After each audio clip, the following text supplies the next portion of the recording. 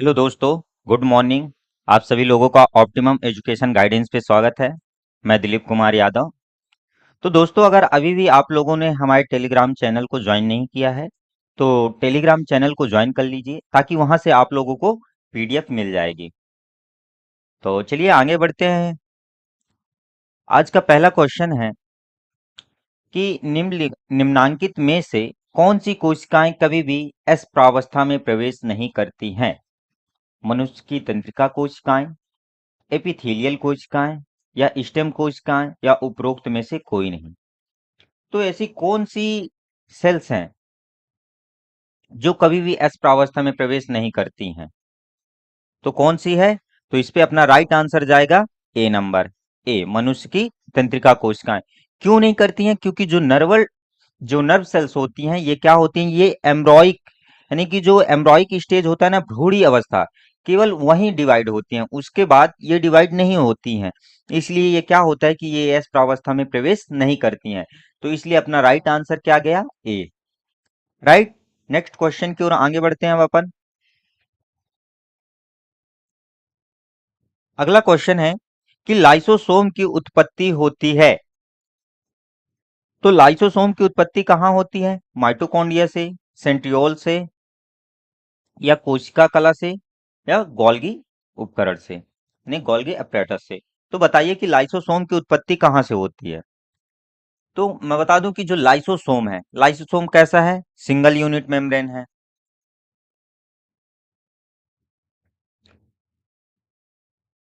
कैसा है ये? सिंगल यूनिट मेम्ब्रेन है।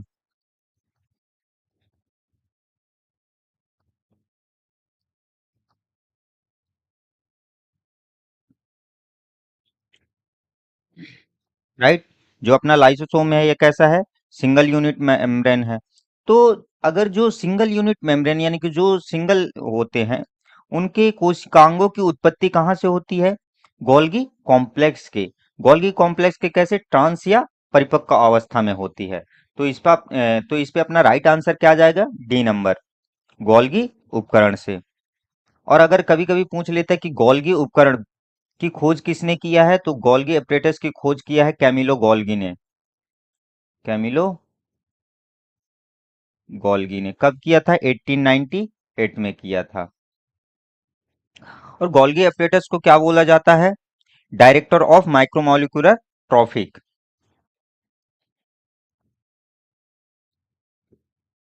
Director of macro molecular trophic. तो इस पे अपना राइट आंसर क्या गया है? D number. Right. Next question की ओर आगे बढ़ते हैं अब अपन, कि एंजाइम होते हैं कार्बोहाइड्रेट्स, वसा, शर्करा, या प्रोटीन। तो बताइए कि जो एंजाइम होते हैं वे क्या होते हैं? तो मैं बता दूं कि जो एंजाइम होते हैं ये संरचनात्मक रूप से कैसे होते हैं? प्रोटीन के होते हैं। किसके बने होते हैं? प्रोटीन के। क्योंकि जो एंजाइम होते हैं ना, एंजाइम क्या कहते हैं कि प्रोटीन के समान ही ये अमीनो अम्ल, जो अमीनो एसिड होता है ना, उसके बहुलक होते हैं। ठीक। इनका संश्लेषण अगर बात किया जाए कि इनका संश्लेषण भी कहाँ होता है, तो कहाँ होता है इनका संश्लेषण? राइबोसोम पे।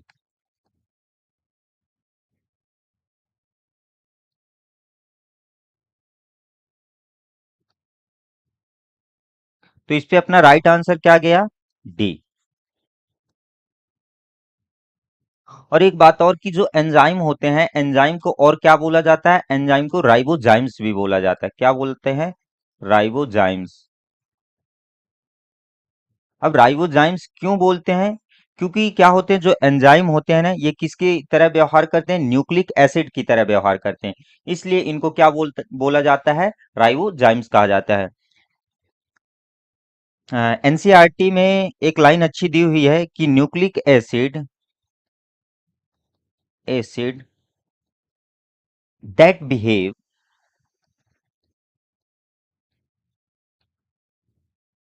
द एंजाइम और कॉल्ड राइबोजाइम। यानी कि जो ये एंजाइम होते हैं ये किसकी तरह व्यवहार करते हैं, न्यूक्लिक एसिड की तरह, इसलिए इनको क्या बोला जाता है, राइबोजाइम्स बोला जाता है। राइट, नेक्स्ट क्वेश्चन की ओर आगे बढ़ते हैं अब अपन। अगला क्वेश्चन है अपना कि एंजाइम रासायनिक क्रिया की दर बढ़ा देते हैं अनुकूलतम पीएच देकर, तापमान बढ़ाकर, या सक्रिय ऊर्जा को घटाकर, या एटीपी उत्पादित करके। तो इस पे अपना राइट आंसर क्या जाना चाहिए।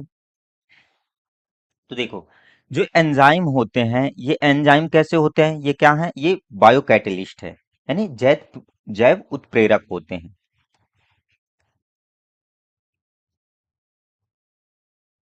बायोकैटलिस्ट है, क्या है, जैव उत्प्रेरक होते हैं।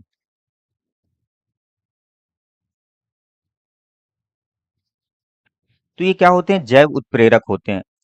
तो ये क्या करते हैं, अगर रासायनिक अभिक्रिया की दर को बढ़ाना है तो क्या करेंगे, अगर रासायनिक अभिक्रिया की दर को बढ़ाना है तो क्या होता है कि जो हमारी सक्रियण ऊर्जा होती है, तो सक्रियण ऊर्जा वह न्यूनतम ऊर्जा होती है जो किसी पदार्थ के रासायनिक अभिक्रिया आरंभ करने के लिए आवश्यक होती है। तो अगर रासायनिक क्रिया को प्रारंभ करना है तो उसके लिए सबसे न्यूनतम ऊर्जा क्या होनी चाहिए, सक्रियण ऊर्जा होनी चाहिए।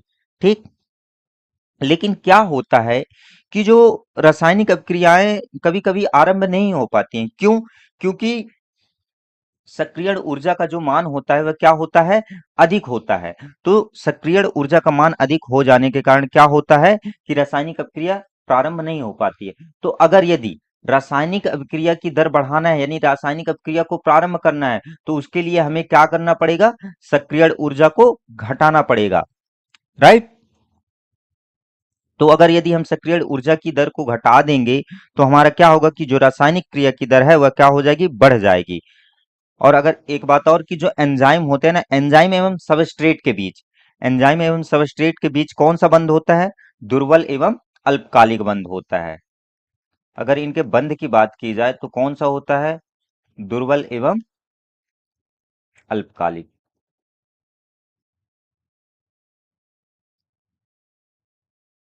तो इस पे अपना राइट आंसर क्या जाएगा, सी नंबर। सक्रियण ऊर्जा को घटाकर, अगर हम सक्रियण ऊर्जा को घटा देंगे तो हमारी जो रासायनिक क्रिया की दर है वो क्या हो जाएगी, बढ़ जाएगी। तो इस पे अपना राइट आंसर क्या गया, सी। अगला क्वेश्चन है अपना कि एंजाइम तथा सबस्ट्रेट के बीच आबंध होने चाहिए दुर्बल एवं दीर्घकालिक, सबल एवं दीर्घकालिक, दुर्बल एवं अल्पकालिक, या सबल एवं अल्पकालिक। देखिए जस्ट अभी हमने बताया था कि जो एंजाइम और सबस्ट्रेट है, एंजाइम और सबस्ट्रेट के बीच कौन सा बंध पाया जाता है, तो कौन सा बंध पाया जाता है, दुर्बल एवं अल्पकालिक। तो इस पे अपना राइट आंसर क्या जाएगा, सी नंबर। और क्यों पाया जाता है दुर्बल एवं अल्पकालिक, क्योंकि क्या होता है कि अगर दुर्बल और अल्पकालिक बॉन्ड है तो क्या होगा, ये आसानी से अलग हो जाते हैं, इसलिए इनमें कौन सा बंध पाया जाता है, दुर्बल एवं अल्पकालिक। राइट, तो इस पे अपना राइट आंसर क्या गया, सी।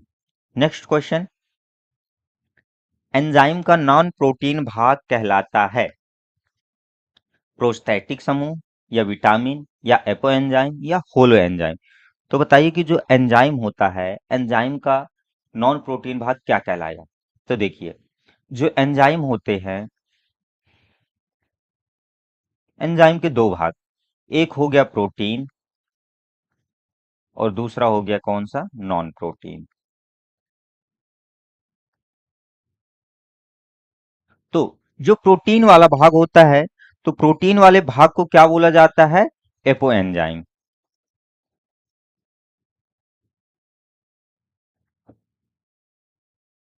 Apo enzyme. और जो नॉन प्रोटीन वाला भाग होता है, तो नॉन प्रोटीन वाले भाग को क्या बोला जाता है, कोफैक्टर।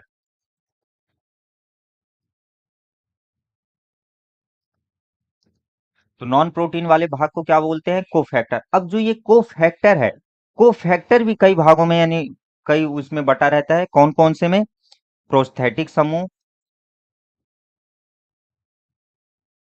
प्रोस्थेटिक समूह,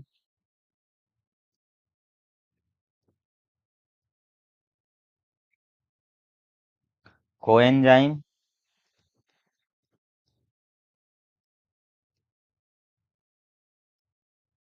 और तीसरा क्या है?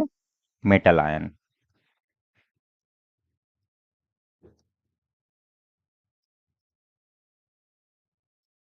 तो इस पे देख लीजिए कि जो नॉन प्रोटीन पे अपन कौन कौन से हैं। जैसे कोफैक्टर हो गया, और कोफैक्टर के अंतर्गत ये जो कोफैक्टर है ये तीन भागों में और भी डिवाइड है। कौन कौन से? प्रोस्थेटिक समूह, कोएंजाइम, मेटल आयन। तो इस पे अपना राइट आंसर क्या जाएगा? ए नंबर, प्रोस्थेटिक समूह। राइट। इस पे अपना राइट आंसर क्या गया? ए। नेक्स्ट क्वेश्चन की ओर आगे बढ़ते हैं कि निम्नलिखित में से कौन सबसे बड़ा गुणसूत्र है? तो आप लोग को बताना है कि इसमें से सबसे बड़ा गुणसूत्र कौन है? एक्स गुणसूत्र, या पॉलीटीन गुणसूत्र, या बहुपट्टी गुणसूत्र, या लैंप ब्रूस गुणसूत्र। तो इस पे अपना राइट आंसर जाएगा। तो इसमें सबसे बड़ा जो गुणसूत्र होता है वह कौन सा होता है? लैंप ब्रूस गुणसूत्र होता है। तो इस पे अपना राइट आंसर क्या आ जाएगा? D number. अगर इसकी लेंथ की बात की जाए तो कितना होता है? 5900 म्यूम होता है। ठीक। और यहीं पॉलीटीन क्रोमोसोम की बात की जाए तो पॉलीटीन क्रोमोसोम कितना होता है? 2000 म्यूम का होता है। नेक्स्ट क्वेश्चन की ओर आगे बढ़े अब। लाइसोसोम को सुसाइडल बैग कहते हैं क्योंकि उनमें होता है जल अपघटनी एंजाइम, परजीवी अभिक्रिया, या भोजन रसधानी, या अपपाचन एंजाइम। तो आपको ये बताना है कि जो लाइसोसोम है, लाइसोसोम को सुसाइडल बैग क्यों कहते हैं। तो देखिए क्या होता है कि जो लाइसोसोम है, लाइसोसोम में क्या पाए जाते हैं सबसे अधिक? तो लाइसोसोम में पाया जाता है क्या? जल अपघटनी एंजाइम, हाइड्रोलाइटिक एंजाइम पाया जाता है।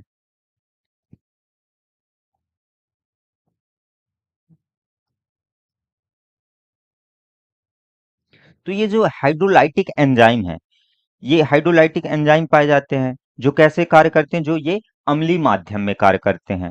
तो क्या होता है कि जब लाइसोसोम की जो मेम्ब्रेन है ना, जब लाइसोसोम की मेम्ब्रेन फट जाती है तो ये एंजाइम क्या होते हैं? बाहर आ जाते हैं।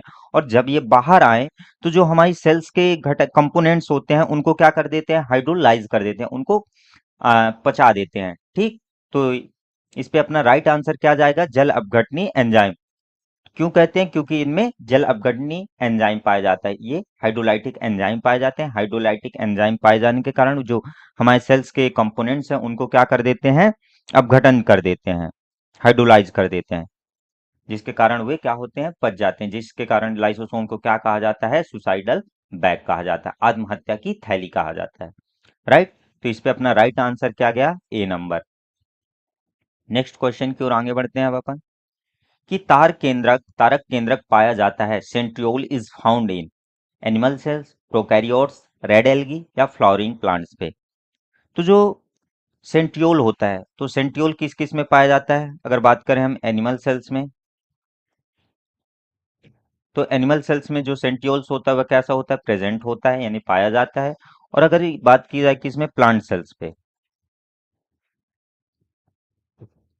तो प्लांट सेल्स में सेंट्रियोल जो होता है वह क्या होता है? एब्सेंट होता है। तो इस पे अपना राइट आंसर क्या जाएगा? ए नंबर जाएगा। प्राणी कोशिका में, एनिमल सेल्स में सेंट्रियोल्स पाया जाता है। राइट। नेक्स्ट क्वेश्चन की ओर आगे बढ़े अब अपन कि गुणसूत्रों में होता है केवल प्रोटीन, डीएनए तथा प्रोटीन, डीएनए, आरएनए तथा हिस्टोन, डीएनए, आरएनए, हिस्टोन तथा अहिस्टोन, यानी नॉन हिस्टोन प्रोटीन। तो बताइए कि जो गुणसूत्र है, क्रोमोसोम होता है, क्रोमोसोम में क्या क्या पाए जाते हैं? तो देखो, जो क्रोमोसोम होता है, क्रोमोसोम कैसी, इसकी संरचना कैसी होती है? धागे के समान, धागे के समान लिपटी हुई पाई जाती है। किसकी? क्रोमोसोम की संरचना। और जब सेल डिवीजन होता है, तो जब सेल डिवीजन होता है तो जब सेल डिवीजन में हमें यह स्पष्ट रूप से दिखाई देती है। कब दिखाई देती है? सेल डिवीजन में।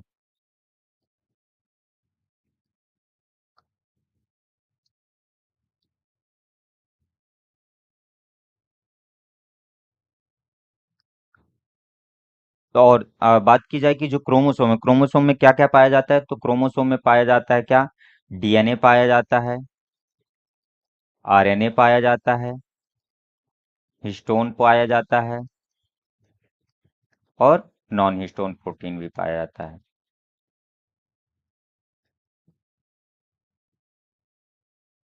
तो इस पे अपना राइट आंसर क्या जाएगा? D number. तो इस पे अपना राइट आंसर क्या गया? D, DNA, RNA, histone and non histone proteins पाए जाते हैं। राइट। अगला क्वेश्चन है कि कोशिका सिद्धांत के प्रतिपादक थे। तो जो सेल थ्योरी है, सेल थ्योरी के प्रतिपादक कौन थे? सबसे पहले सेल थ्योरी किसने दिया था? वोल्फ ने, रुडोल्फ विर्चॉ ने, या मैन या वन मॉल ने एंड रेस्पेल ने, या सिल्डन या स्वान ने? तो अगर बात की जाए सेल थ्योरी की, तो सबसे पहले सेल थ्योरी किसने दिया था? सिल्डन एंड स्वान ने दिया था। सिल्डन एंड स्वान ने दिया था। इन्होंने क्या बताया कि था, जो सिल्डन थे ये कैसे थे? ये जर्मन बॉटनिस्ट थे, और जो स्वान थे ये जर्मन जूलॉजिस्ट थे। तो जो सिल्डन थे, इन्होंने क्या बताया था कि जो पौधे की सभी कोशिकाएं होती हैं, जीवित कोशिकाएं होती हैं, वह किससे मिलकर बनी होती हैं? छोटी छोटी कोशिकाओं से ही मिलकर बनती हैं। ठीक। इन्होंने कब दिया था? अगर बात की जाए कि जो सेल थ्योरी है, सिल्डन स्वान ने कब कब दिया था?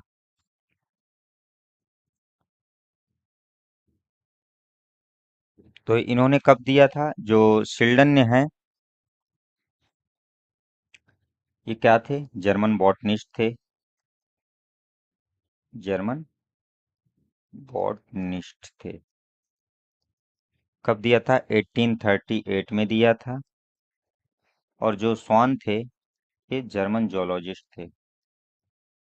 इनकी कंट्री का भी नाम याद कर लेना, क्योंकि कई बार पूछता है। इन्होंने 1839 पे। तो इस पे अपना राइट आंसर क्या जाएगा? डी नंबर, शिल्डन एवं स्वान ने दिया था। राइट। नेक्स्ट क्वेश्चन की ओर आगे बढ़ते हैं हम अपन। सबसे पहले किसने समझाया कि कोशिका की उत्पत्ति पूर्ववर्ती कोशिका से होती है? तो देखो, अगर बात की जाए कि सेल थ्योरी की, सेल थ्योरी किसने दिया था सबसे पहले? तो सेल थ्योरी सबसे पहले दिया था किसने? शिल्डन एंड सॉन ने। लेकिन वे सेल थ्योरी बस दिया था, वे ये बताने में असमर्थ हो गए थे, वे ये नहीं बता पाए थे कि जो हमारी सेल्स होती हैं, जो हमारी कोशिका होती हैं, वह किससे बनती है, जो कोशिका की उत्पत्ति होती है वह किससे होती है। इसलिए उनकी जो सेल थ्योरी थी उसको क्या कर दिया गया था? अमान्य कर दिया गया था। तो इसके लिए कौन दिया था? इसके लिए रुडोल्फ विर्चॉ ने। रुडोल्फ विर्चॉ ने क्या बताया था? रुडोल्फ विर्चॉ ने बताया था कि जो हमारी सेल्स होती हैं, सेल्स की जो उत्पत्ति होती है वह किससे होती है? पूर्ववर्ती कोशिकाओं से, प्री एग्जाइटिंग सेल से होती है। इसके इसके लिए उन्होंने एक टर्म भी दिया था। कौन सा टर्म था? ओमनीज सेल्यूला ई सेल्यूला। तो ये टर्म को भी याद कर लेना, कि कभी कभी पूछ लेता है कि रोडोल्फ विर्चॉ ने कौन सा टर्म दिया था, या कि ओमनी सेलुला ई सेलुला टर्म किसने दिया है, और ये इन्होंने कब दिया था? 1855 में। राइट। और अगर बात की जाए कि रॉबर्ट ब्राउन ने किसकी खोज की थी? न्यूक्लियस की खोज की थी। रॉबर्ट हुक ने किसकी? सेल की खोज किया है। थियोडोर सॉन ने तो क्या दिया था? इन्होंने सेल थ्योरी दिया है। राइट। नेक्स्ट क्वेश्चन की ओर आगे बढ़े अब अपन, कि निम्न में कौन प्रोकैरियोटिक कोशिका का लक्षण नहीं है? Which one of the following is not a feature of prokaryotic cells? तो जो प्रोकैरियोटिक कोशिका का आपको बताना है कि इनमें से कौन से प्रोकैरियोटिक कोशिका के लक्षण नहीं है। तो केंद्रक कला तथा केंद्रक की अनुपस्थिति, या कोशिकांगों की अनुपस्थिति, या अनुवांशिक पदार्थों की अनुपस्थिति, या गुणसूत्रों में हिस्टोन प्रोटीन की अनुपस्थिति। तो जो प्रोकैरियोटिक सेल्स होती है, तो प्रोकैरियोटिक सेल्स में क्या नहीं पाया जाता है? तो उनमें अनुवांशिक पदार्थ, जो जेनेटिक मटेरियल होता है, वह क्या होता है? एब्सेंस होता है। तो इस पे अपना राइट आंसर क्या जाएगा? सी नंबर जाएगा। राइट। बड़े नेक्स्ट क्वेश्चन की ओर। क्यों? क्योंकि जो अपना प्रोकैरियोटिक सेल्स होते हैं ये किसी मेम्ब्रेन से कवर्ड नहीं होते हैं, इसलिए इनमें जो जेनेटिक मटेरियल होता है वह कैसा होता है? एब्सेंट होता है। अगला क्वेश्चन है कि एटीपी, एटीपी क्या है? एक एंजाइम जिसके द्वारा ऑक्सीकरण होता है, या एक हार्मोन है, या उच्च ऊर्जा सहित फॉस्फेट बंध का एक अणु है, या एक प्रोटीन है? तो बताइए कि जो एटीपी है वह क्या है? बात की जाए अगर एटीपी की, तो एटीपी का फुल फॉर्म क्या होता है? Adenosine try phosphate. Adenosine try phosphate. तो जो अपना एटीपी होता है, एटीपी ये किससे बनते हैं, ये क्या होते हैं, ये 3 फॉस्फेट के बंध से बने होते हैं।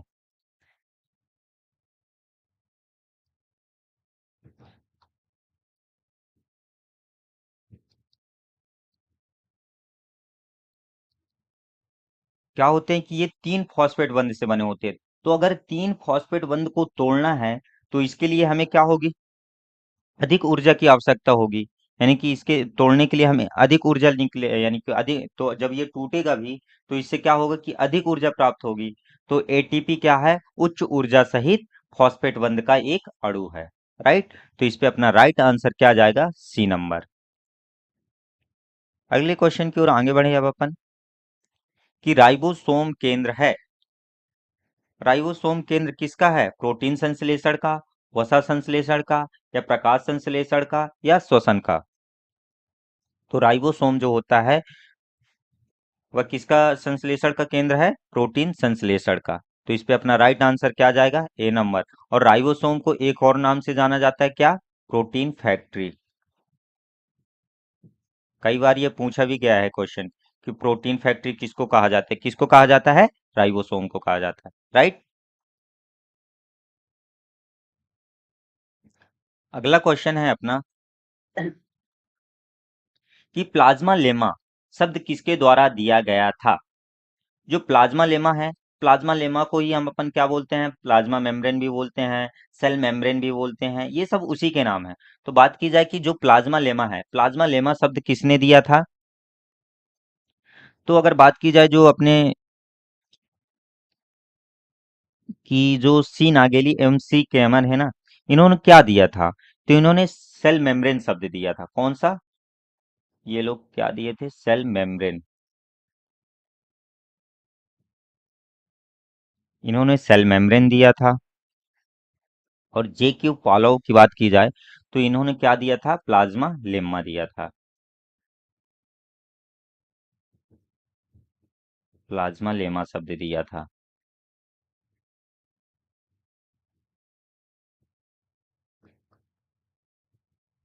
ठीक।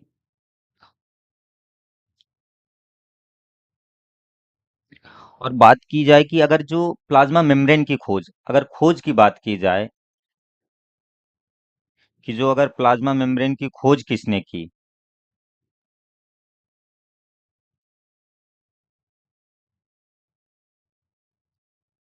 ये प्लाज्मा मेम्ब्रेन की खोज किसने की, तो किसने किया था, स्वॉन ने किया था। जो थियोडोर स्वॉन जो सेल थ्योरी दिए थे ना, जर्मन जोलॉजिस्ट जो थे, उन्होंने ही प्लाज्मा मेम्ब्रेन की खोज की थी। तो किसने किया था, थियोडोर स्वॉन ने। कब किया था, 1838 में किया था। राइट।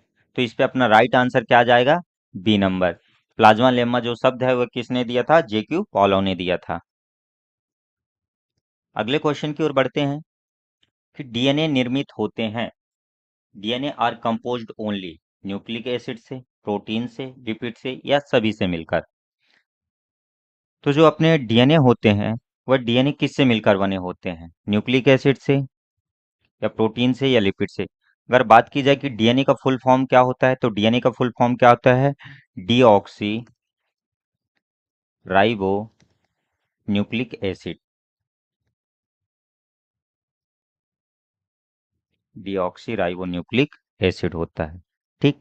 और अगर इनकी यूनिट की बात की जाए, डीएनए की यूनिट की बात की जाए तो क्या होती है, न्यूक्लियोटाइड।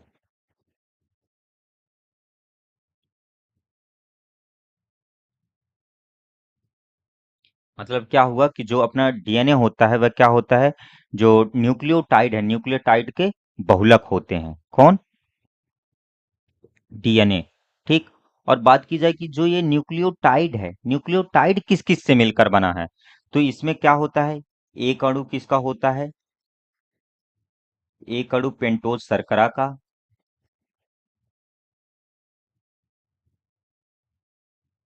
इसमें एक अणु जो होता है पेंटोज शर्करा का होता है।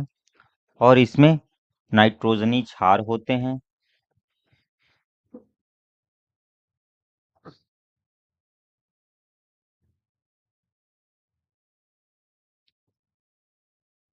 नाइट्रोजनी क्षार होते हैं। क्षार कौन नाइट्रोजनी क्षार कौन कौन से होते हैं? एक होती है प्यूरिन और दूसरी कौन सी होती है? पिरीमिडीन। राइट। और इसमें तीसरा क्या होता है? फॉस्फेट ग्रुप जुड़ा हुआ होता है। तो जो अपना डीएनए होता है, इस पे अपना राइट आंसर क्या जाएगा कि जो डीएनए किससे निर्मित होते हैं? केवल न्यूक्लिक एसिड से। तो इस पे अपना राइट आंसर क्या जाएगा? ए नंबर। राइट। नेक्स्ट क्वेश्चन की ओर आगे बढ़े अब अपन,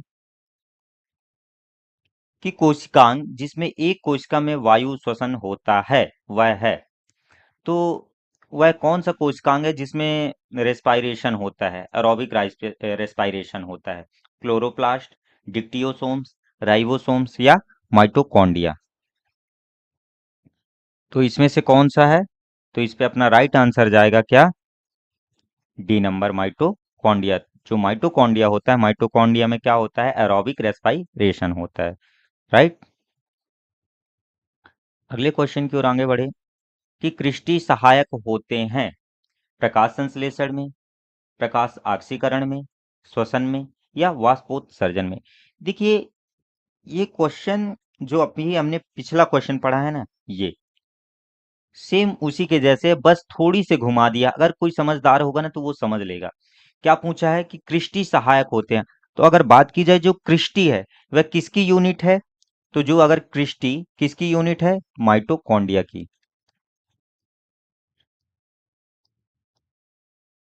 तो मतलब माइटोकॉन्ड्रिया की यूनिट क्या होती है? कृष्टि होती है। अब हमने वहां पढ़ा था कि जो माइटोकॉन्ड्रिया होता है, कोशिकांग जिसमें एक कोशिका में वायु श्वसन होता है, तो कौन होता है? माइटोकॉन्ड्रिया। तो इसमें क्या पूछा है कि जो कृष्टि सहायक होते हैं, तो जो माइटोकॉन्ड्रिया ही का पूछा है, तो कृष्टि किसमें सहायक होंगे?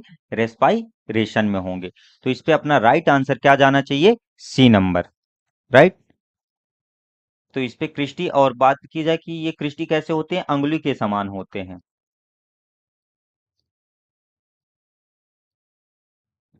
आप लोगों ने देखा होगा कि स्ट्रक्चर ये ऐसे बना, फिर यहाँ पे ये ऐसे, सॉरी, ये ऐसे ऐसे ऐसे ऐसे ऐसे, यानी ये उभरे हुए डबल मेम्ब्रेन होते हैं। कौन? माइटोकॉन्ड्रिया। राइट। तो इस पे अपना राइट आंसर क्या जाएगा कि क्रिस्टी किस में सहायक होते हैं? श्वसन पे। तो इस पे अपना राइट आंसर क्या गया? C number. अगले क्वेश्चन की ओर आगे बढ़ते हैं, कि कोशिका में पेप्टाइड संश्लेषण होता है, peptide synthesis in a cell occurs in, mitochondria में, राइबोसोम्स में, क्लोरोप्लास्ट में या केंद्रक में? तो जो पेप्टाइड संश्लेषण होता है वह किस में होता है? एक इसके पहले भी हमने क्वेश्चन पढ़ा था कि जो राइबोसोम का केंद्र है वहां पे, शायद तक अभी आप लोगों को ध्यान हो तो। ठीक। तो जो कोशिका में पेप्टाइड पेप्टाइड मतलब कि जो पेप्टाइड बंध होता है, वह किसके जो कोशिका में पेप्टाइड बंध का निर्माण, वह प्रोटीन संश्लेषण कहाँ पे होता है? तो कहाँ पे होता है? राइबोसोम में होता है। तो इस पे अपना राइट आंसर क्या जाएगा? B number.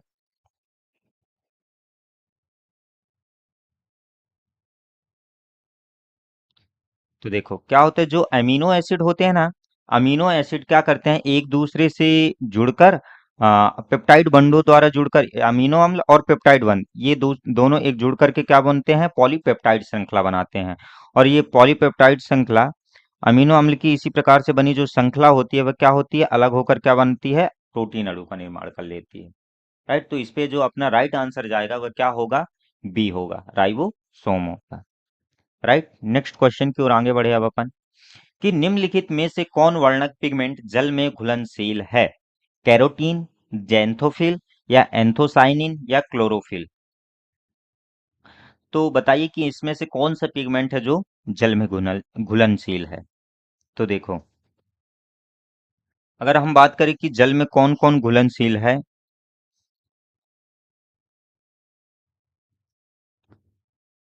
जो कैरोटीन है और जेंथोफिल और क्लोरोफिल, ये तीनों क्या हैं?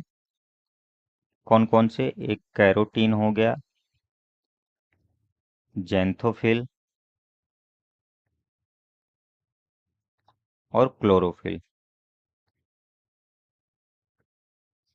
ये क्या होते हैं? जल में अघुलनशील होते हैं।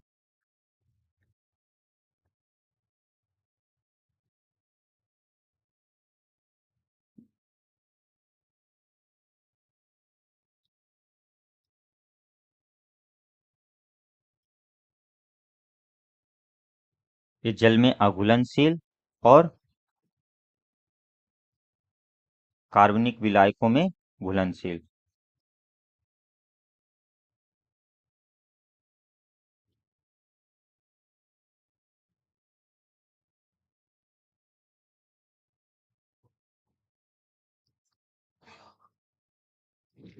कौन? कैरोटीन, जेंथोफिल और क्लोरोफिल। लेकिन जो बच्ची अपनी कौन सी एंथोसाइनिन, जो अपनी एंथोसाइनिन होती है, क्या होती है? जल में घुलनशील होती है।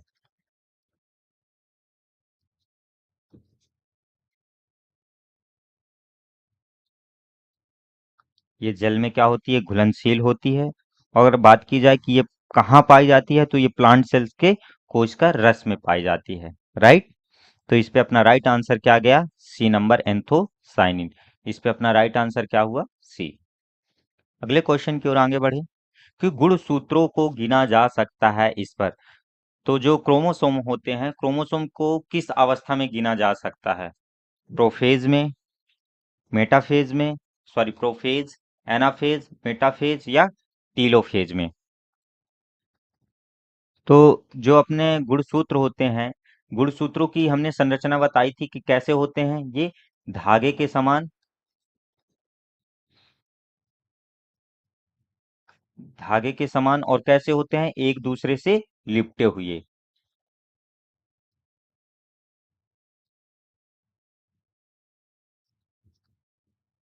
और हमने वहीं पे भी बताया था कि ये जो गुणसूत्र हैं वह कब दिखाई देते हैं? सेल डिवीजन के समय। तो जब सेल डिवीजन होता है, तो सेल डिवीजन में ही प्रोफेज, एनाफेज, मेटाफेज और टीलोफेज। तो जब कब दिखाई देते हैं? जब मेटाफेज की अवस्था आती है। तो जब मेटाफेज की अवस्था आती है, तो क्या होते हैं? जो गुणसूत्र हैं वह स्पष्ट रूप से दिखाई देते हैं, और मेटाफेज की ही अवस्था में गुणसूत्रों का गुणसूत्रों का अध्ययन किया जाता है। तो इस पे अपना राइट आंसर क्या आ जाएगा? C number, metaphase. देखो, अगर सेल डिवीजन के बारे में आपको पढ़ना है, तो डिस्क्रिप्शन पे हमने लिंक रखी हुई है, और ये कि आप चैनल पे भी जाके वहां से विजिट कर सकते हैं और देख सकते हैं। वहां से आपको सेल डिवीजन की पूरी मिल जाएगी लेक्चर। उस पे हमने काफी डिटेल से पढ़ाया हुआ है। क्योंकि अभी टाइम है नहीं पूरे डिटेल से पढ़ाने का, क्योंकि हमें अभी और भी क्वेश्चन देखने हैं। ठीक, तो आप वहां से देख सकते हैं। चलिए आगे क्वेश्चन। और ये जो सेल डिवीजन, सेल बायोलॉजी का आज ये दूसरा लेक्चर है। इसके पहले हमने पहला लेक्चर पढ़ा चुके हैं। तो अगर जिन लोगों ने अभी पहला लेक्चर नहीं देखा है, तो वह, हम यहाँ पे अभी डिस्क्रिप्शन पे लिंक दे देंगे। और प्लेलिस्ट बनी हुई है एमपीटेट वर्ग 2 की, तो वहां से भी आप जाके देख सकते हैं। तो इसके पहले आप लोग जो पार्ट 1 है उसको देख लीजिए। राइट। और मैं बता दूं कि अगर आप लोगों को चैनल को सब्सक्राइब करना है या नहीं करना है, तो नहीं करना है तो मत करिए। मैं नहीं बोलता कि आप मेरे चैनल को सब्सक्राइब करिए, मेरी वीडियो को लाइक करिए। लेकिन हाँ, अगर आपको वीडियो पसंद आ रही है, तो मैं एक बात जरूर बोलूंगा कि आप अपने दोस्तों तक जरूर शेयर करिए, ताकि वे भी इस वीडियो का लाभ उठा सके। राइट। तो चलिए अगला क्वेश्चन है अपना कि फलों और फूलों को नारंगी और पीले रंग प्रदान करने वाले लवक हैं। क्रोमोप्लास्ट, प्रोटोप्लास्ट, हरित लवक क्लोरोप्लास्ट या ल्यूकोप्लास्ट? तो जो जो फलों और फूलों को नारंगी और पीले कलर देता है, वो कौन सा पिगमेंट है? तो वह होता है कौन सा? क्रोमोप्लास्ट। तो क्रोमोप्लास्ट जो होता है वह कौन सा कलर देता है? Orange and yellow. और अगर बात की जाए किसकी? क्लोरोप्लास्ट की, तो क्लोरोप्लास्ट कौन सा कलर देता है? ग्रीन कलर देता है। राइट। तो इस पे अपना राइट आंसर क्या आ जाएगा? ए नंबर। ए अपना इस पे राइट आंसर हो जाएगा। राइट। नेक्स्ट क्वेश्चन की ओर आगे बढ़ते हैं कि निम्नलिखित में से कौन डीएनए संश्लेषण एवं कोशिका विभाजन के लिए आवश्यक है? विटामिन डी, विटामिन के, विटामिन ई या फोलिक एसिड?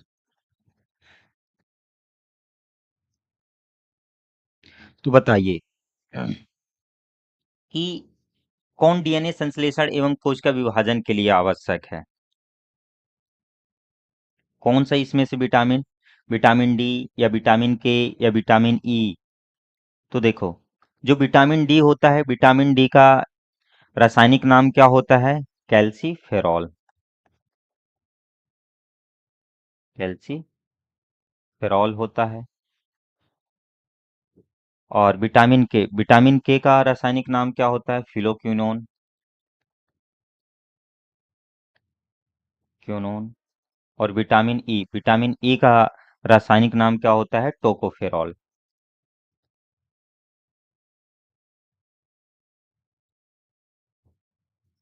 और जो ये फोलिक एसिड है, फोलिक एसिड किसका है? ये बी कॉम्प्लेक्स के B9 का है। B9 का रासायनिक नाम क्या होता है? फोलिक एसिड होता है, राइट। तो जो इसमें से डीएनए संश्लेषण और कोश का विभाजन के लिए कौन आवश्यक है? तो इसमें से क्या है? फोलिक एसिड, विटामिन B9 है। ठीक। और अगर बात की जाए कि जो B9 की कमी से, जो विटामिन B9 की कमी से क्या होता है, कौन सा रोग होता है? तो मेगाब्लास्टिक एनीमिया रोग।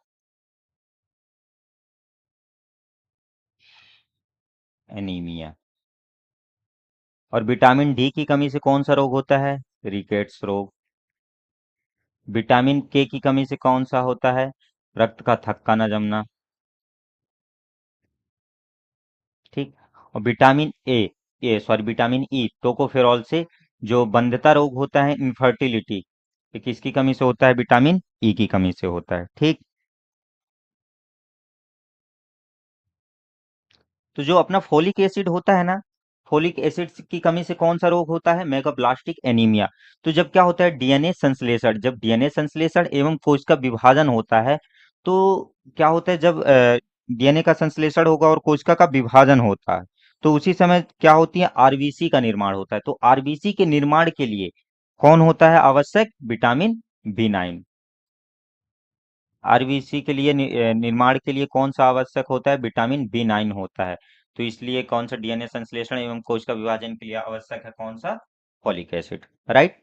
नेक्स्ट क्वेश्चन की ओर आगे बढ़े अब अपन, कि लैंप ब्रूस गुणसूत्र विशेष प्रकार के गुणसूत्र होते हैं जो पाए जाते हैं डिप्टेरा की लार ग्रंथि कोशिकाओं में, या सरीसृप की जनन कोशिकाओं में, या उभयचरियों के अंडक में, या मस्तिष्क की आदि कोशिकाओं में, ब्रेन स्टेम सेल्स में।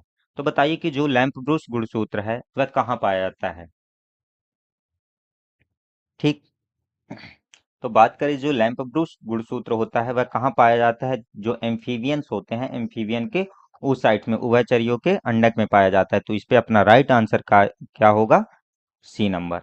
और जो डिप्टेरा और लार ग्रंथि कोशिकाओं में, तो डिप्टेरा की लार ग्रंथि कोशिकाओं में क्या, कौन सा क्रोमोसोम पाया जाता है? कौन सा गुणसूत्र? तो इसमें पाया जाता है पॉलीटीन क्रोमोसोम। पॉलीटीन क्रोमोसोम या गुणसूत्र। ठीक। अगर लैम्प्रोस गुणसूत्र की बात की जाए तो वह किस में पाया जाता है? वो एम्फीबियंस के oocytes में। और पॉलीटीन गुणसूत्र जो पाया जाता है वह कहाँ? डिप्टेरा की लार ग्रंथि कोशिकाओं में, राइट। नेक्स्ट क्वेश्चन की ओर आगे बढ़ते हैं अब अपन, कि गुणसूत्र केंद्रक में एक धागे जैसी संरचना होती है, इसका वर्णन सर्वप्रथम किया था।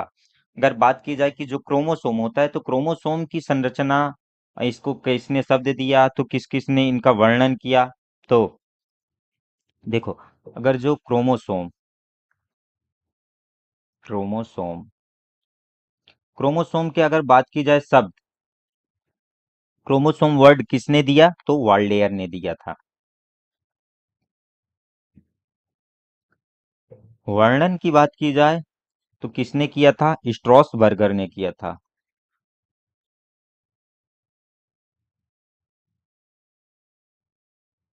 और अगर इसकी उपस्थिति के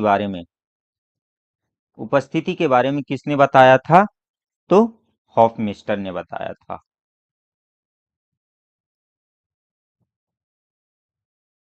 मतलब खोजा किसने था? हॉफमिस्टर ने खोजा था। ठीक। तो इस पे अपना राइट आंसर क्या जाएगा? क्या पूछा है? वर्णन। तो वर्णन किसने किया है? स्ट्रॉसबर्गर ने किया है। और आप लोग तो मेंडल को जानते ही हैं। ये क्या थे? अनुवांशिकी, ग्रेगर जॉन मेंडल को क्या कहा जाता है? अनुवांशिकी जनक कहा जाता है।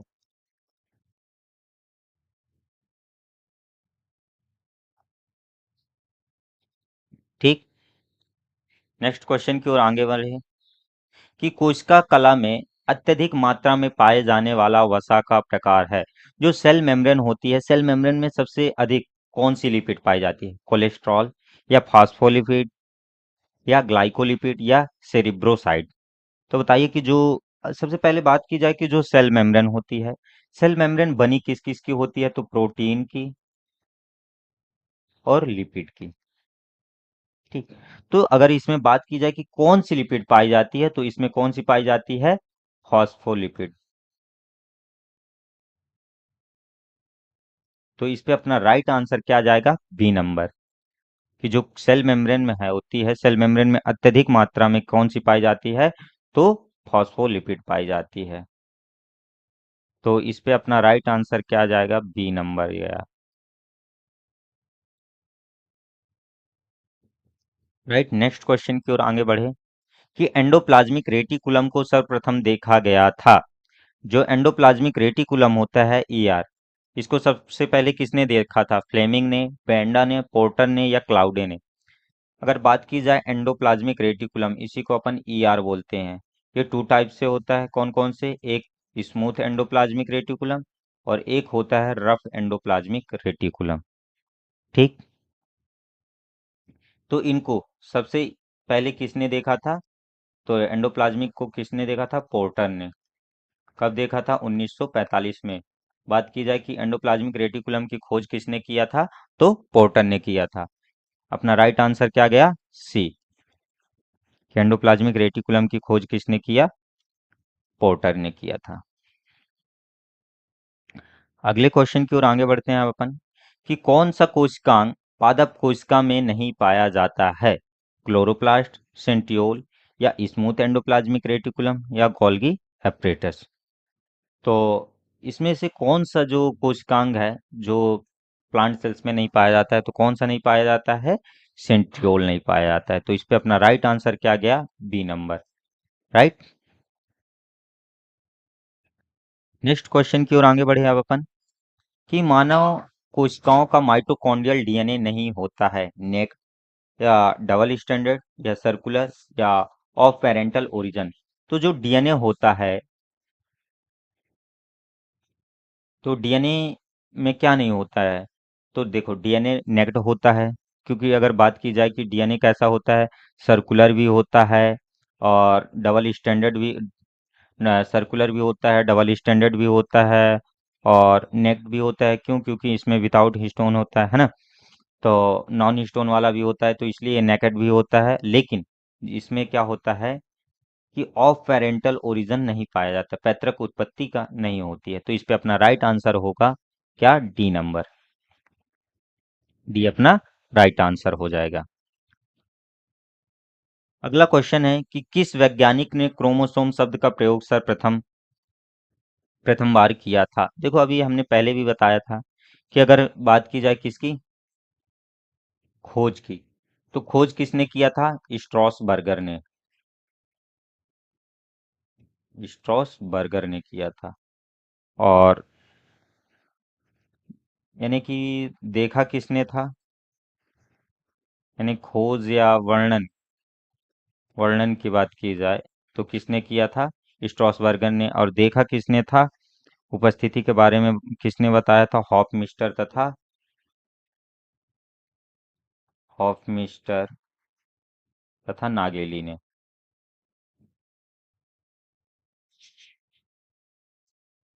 और शब्द किसने दिया था? तो शब्द दिया था वाल्डेयर ने। तो इसमें क्या पूछा है? क्रोमोसोम शब्द किसने दिया? तो क्रोमोसोम शब्द किसने दिया है? वाल्डेयर ने दिया है। तो इस पे अपना राइट आंसर क्या जाएगा? सी नंबर जाएगा। ठीक। और इसमें जो बाल वियानी है ना, बाल वियानी ने किसकी खोज की थी? तो इन्होंने पॉलीटीन क्रोमोसोम,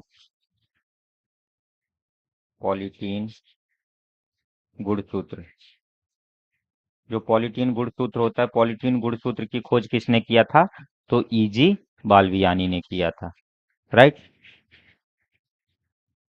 अगला क्वेश्चन कि लाइसोजाइम पाए जाते हैं लार में, आंसुओं में, या दोनों में, या माइटोकॉन्ड्रिया में। तो अगर बात की जाए लाइसोजाइम, लाइसोजाइम होते क्या हैं? तो ये एंटीबैक्टीरियल एंजाइम है। क्या है? Antibacterial enzyme. ये कैसे होते हैं? एंटीबैक्टीरियल एंजाइम होते हैं। तो और ये पाए कहाँ कहाँ जाते हैं? तो ये लार में भी पाए जाते हैं, लार में पाए जाते हैं, आंसुओं में पाए जाते हैं, और कुछ शरीर के जो तरल पदार्थ होते हैं, जो शारीरिक तरल पदार्थ होता है उसमें भी पाया जाता है। क्या? लाइसोजाइम पाए जाते हैं।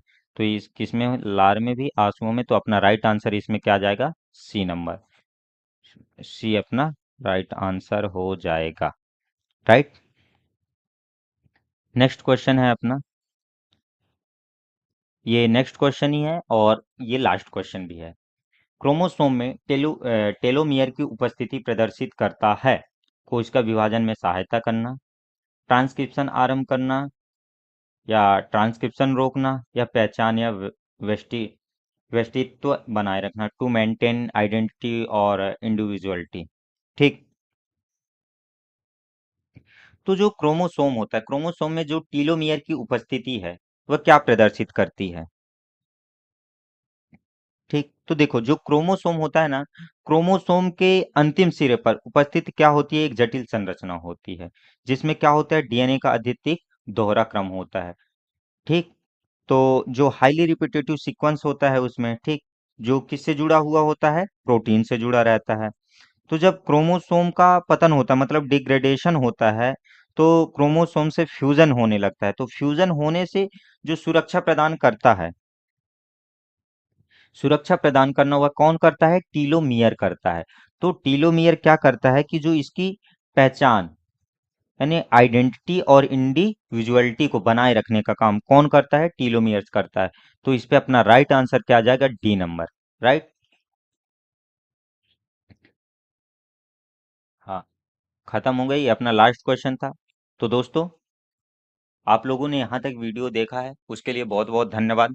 तो आप लोगों को अगर ये वीडियो पसंद आई हो तो आप अपने दोस्तों से जरूर शेयर करें। आज के लिए इतना ही, मिलते हैं नेक्स्ट वीडियो नेक्स्ट टॉपिक के साथ। धन्यवाद। जय हिंद, जय भारत।